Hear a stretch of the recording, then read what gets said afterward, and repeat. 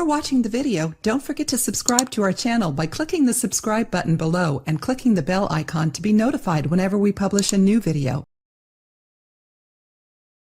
Because ginger kills germs, parasites, and viruses, and brings down swelling, it is considered one of the most powerful foods of the 21st century. Ginger is full of vitamin C, magnesium, and other minerals which make it very useful for your overall health. It is well known for being used to boost digestion and immunity, ease pain, and fight cardiovascular diseases, asthma, and many other health problems.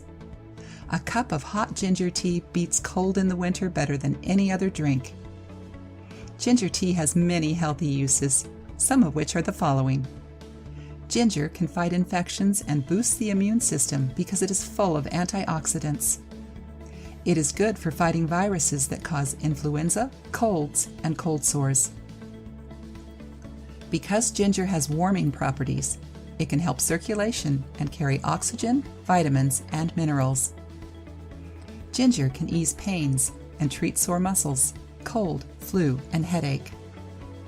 Ginger tea can lower the risk of stroke. Ready to try using ginger? Here is a recipe for ginger tea.